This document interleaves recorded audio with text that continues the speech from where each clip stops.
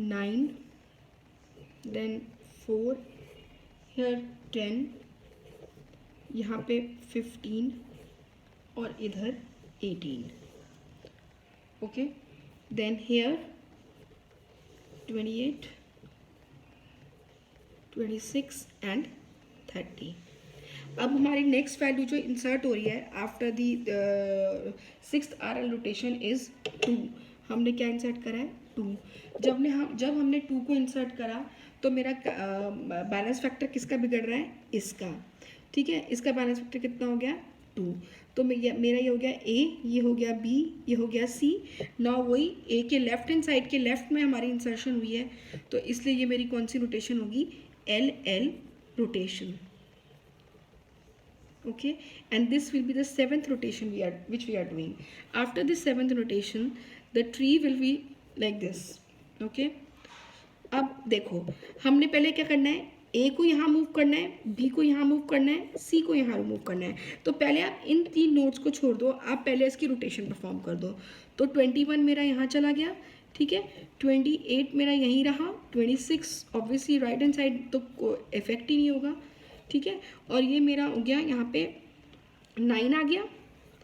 ठीक है, 21 यहाँ चला गया, 9 आ गया, 4 एंड 2. अब मेरे कौन से नोट्स बचे हैं? 10, 15 एंड 18.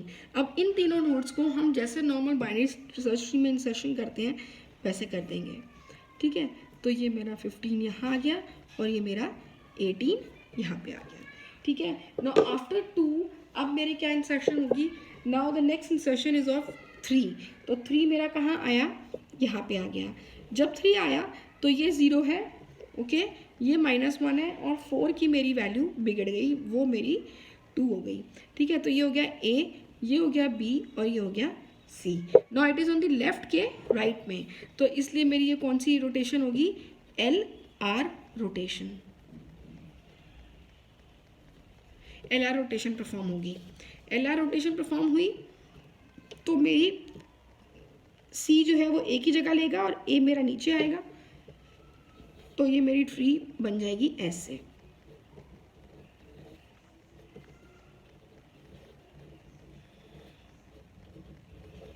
ओके,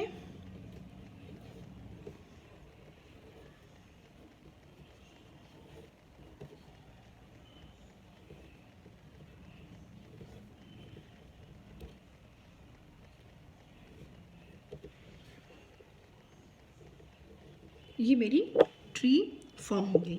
ठीक है, now this was your 8th rotation that you people have performed. Fine, this is the 8th rotation that we have performed. After this rotation अब मेरी कौन सी वैल्यू इंसर्ट हो रही है? 7. 7 इंसर्ट हुआ तो वो यहाँ पे इंसर्ट हुआ और 7 इंसर्ट होने की वजह से मेरा बैलेंस फैक्टर इसका बिगड़ जाएगा, क्योंकि ये लेफ्ट हैंड के राइट में है. तो ये मेरी कौन सी रोटेशन होगी? LR rotation. ठीक है, ये मेरी LR रोटेशन हुई and this will be your 9th rotation. तो मेरी फाइनल ट्री क्या आएगी? 14, 4, 9, 3, 2 यहाँ पे आ जाएगा. ठीक है, LR है तो ऑब्वियसली तुमने इसको इससे इंटरचेंज करा और 9 मेरा नीचे आ गया. ठीक है, यहाँ पे मेरा 7 आया, ये 10 आया. 14 की ट्री तुम्हारी ऐसी रहेगी, 21, 15, 18. ठीक है, 28, 26 and 30. So this is your final tree that has been created. ये तुम्हारी AVL ट्री कंस्ट्रक्ट हो गई without any unbalanced node. Okay, now एक चीज़ आपको याद होगी कि अगर हम बाइनरी सर्च ट्री है, AVL ट्री क्या है? एक बाइनरी सर्च ट्री है. एंड अगर आपको ये कंफर्म करना है कि ये ट्री मेरी सही बनी है कि नहीं बनी है, तो आप इस ट्री का क्या निकाल लो? In order. इस ट्री का हम क्या निकालेंगे? In order. अगर हमने इसका इन ऑर्डर निकाला और वो अगर हमारा इंक्रीजिंग ऑर्डर में निकला, तो that means this is a binary search tree and obviously all the nodes are balanced, so if it is an AVL tree. ठीक है, अब इन ऑर्डर में क्या होता है आपका? Left node and right. ठीक है, तो 14 के लेफ्ट में मूव करें तो क्या आया? 2, 2, फिर इसका नोड में राइट हैंड साइड में कुछ है ही नहीं तो 3, देन 4 आया, फिर 4 के हम राइट में गए पर राइट में मेरे 9 के लेफ्ट में कुछ है, 7, फिर उसके बाद 9, फिर 10। ठीक है, अब हम फिर दोबारा से बैक ट्रैक हुए, 4 से हम यहाँ आए। ठीक है, तो 14 के बाद हम राइट में मूव करें तो 21 के लेफ़्ट में भी है बट 15 के लेफ़्ट में कुछ नहीं है तो 15 आया, 18 आया, 21 आया, 26 आया, 28 एंड 30। तो ये तुम्हारा क्या था, इसका binary search tree. This is indicating that this tree is a binary tree और हमारा एवियल ट्री फॉर्म हो गया। ठीक है, अब जितनी भी आपने ये सारे रोटेशन शो करी हैं आपको बिल्कुल ऐसे ही पेपर में परफॉर्म करना है, क्योंकि आप और at the last you can also write the sequence of rotations that you have done to get the resulting AVL tree. तो वो आप नीचे लिख देंगे तो वो ज़्यादा बेटर रहेगा। ठीक है,